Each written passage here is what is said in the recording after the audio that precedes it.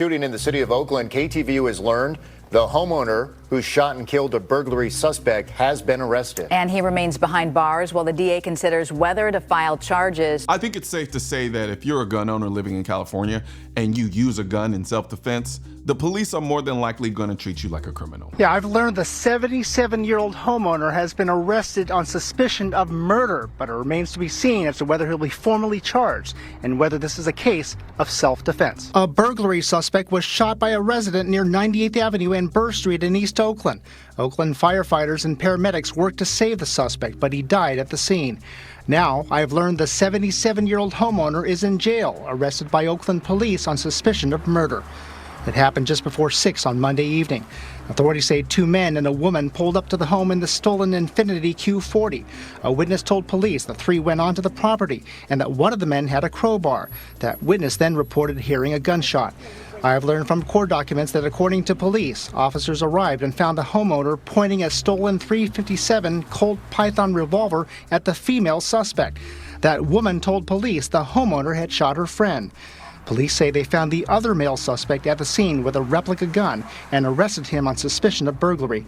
No charges have been filed against the homeowner, pending a review by the Alameda County DA's office. No one answered the door on Tuesday. It's going to be a pending case. On Tuesday, I caught up with DA Pamela Price at an unrelated news conference, and she and other law enforcement officials said no assumptions should be made just because the homeowner is in jail. Prosecutors have until Thursday to decide whether to charge him. I have learned he declined to talk to investigators. You're not supposed to chase them. If you chase them and shoot them, for example, in the back, that is unlawful. California is so ass backwards it's nauseating. They're obsessed with creating laws for everything, but refuse to actually prosecute criminals or keep them in jail when they break those laws. But then they treat their law-abiding citizens like criminals when they use their guns in self-defense. It's truly goofy and astounding. Why is this man in jail? The individuals tried a number of entry points with negative results. They then scaled a fence in the backyard and again attempted to enter the residence. These individuals were confronted by the homeowner who, as it would appear, discharged his firearm, unfortunately fatally wounding one of the individuals. There will be a question as to whether or not the homeowner was arrested. That individual was transported to homicide and at the time did not provide a statement, and thus he was transported to jail. Statement or no statement, the California Penal Code is pretty clear. Any person using force intended or likely to cause death or great bodily injury within his or her residence shall be presumed to have held a reasonable fear of imminent peril or death or great bodily injury to self, family, or a member of the household when that force is used against another person not a member of the household or family who unlawfully and forcibly enters or unlawfully and forcibly entered the residence and the person using the force knew or had reason to believe that the unlawful and forcible entry occurred. As used in this section, great bodily injury means a significant or substantial physical injury. You clearly have enough evidence to arrest the other robbers, and you know that the 3 people who showed up in the stolen car were there to break into the house, and the homeowner shot one of the people trying to break into his house. What do you need a statement for? So some anti-gun prosecutor can use it against him to try to convict him on some BS charges? Nah, this man was smart to keep his mouth shut, but he shouldn't have to sit in jail for it. It's truly appalling when you think about it.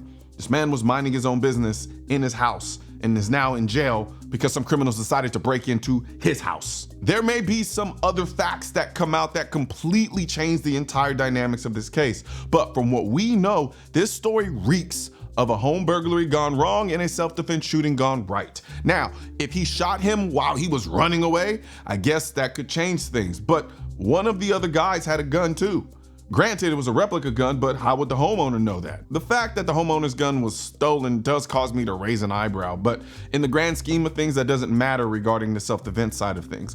I just don't think he should be forced to sit in jail for defending his home.